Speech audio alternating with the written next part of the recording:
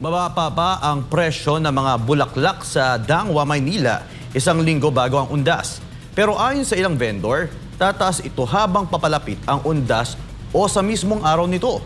Pakiusap naman ng DTI sa kanila, huwag manamantala sa mga mamimili. Si Margaret Gonzalez magbabalita.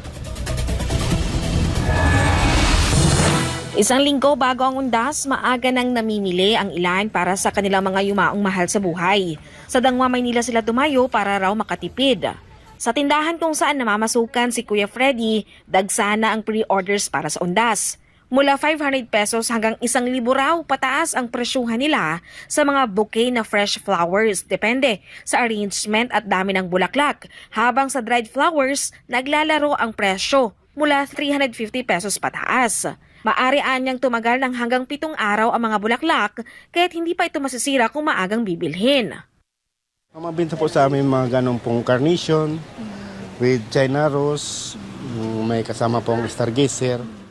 Aminado si Kuya Freddy na tataas pa ang presyo ng mga bulaklak habang papalapit ang undas dahil tumataas din ang kuha nila sa supplier.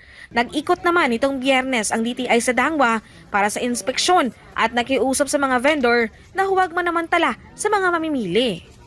Went around in Dangwa to tell them na wag sila magtaas ng presyo pagdating ng undas and for them not to take advantage of the situation na of course maraming bibili ng bulaklak. Nag-inspeksyon din ang DTI sa presyo ng mga kandila tubig sa isang grocery o supermarket malapit sa Manila North Cemetery. Ang 5 piraso ng kandila mabibili sa halagang 34 pesos at 75 centavos sa pure gold. Ang 20 pieces na kandila na may brand name na liwanag may price tag na 83 pesos.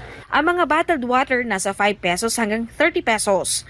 Ayon sa DTI, pasok naman ang mga ito sa kanilang suggested retail price.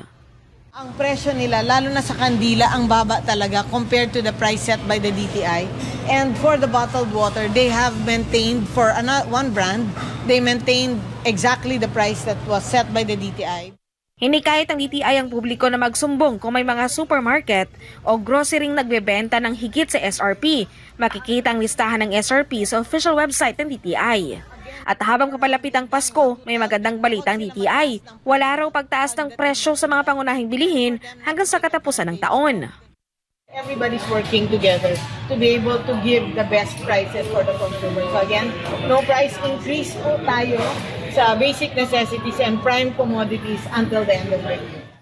Samantala, isang linggo naman bago ang undas, abala ng ilan sa paglilinis ng puntod sa Manila North Cemetery. Ang mga magkakamag-anak na Canyares tulong-tulong sa pagpipintura ng nilulumot ng moseleo ng yumao nilang magulang, lolo at lola, pati mga tsuhin at tiyahin. Yes po, every year po yan. Repaint, linis, tapos brush po ng mga lumot na kailangan tanggalin para po sa pamilya rin po namin. Si Tatay Domingo naman naging trabaho na simula 2021 ang pagpipintura ng mga nicho. Kwento niya, ang undas ay tila Pasko dahil bukod sa paggunita, ito rin ang panahong pinakamarami siyang kinikita na umaabot hanggang 15,000 pesos. Tuwing undas. Kaya pagka-riot, kailangan tipid. Dahil para tapos siya, tapos nakaligayahan. Wala na magpapagawa. Madalang na lang. Kapag undasin yung Pasko sa inyo kasi marami Oo. Marami nagpapagawa, magpapintura, linis. Semento, gano'n, mga bangko. Mga sideline. Kaya pagka-October, kailangan sipag ka eh. Hindi ka pwede tatamad-tamad. Para sa Diyos at Pilipinas, kumahal, Margaret Gonzalez, SMNI News.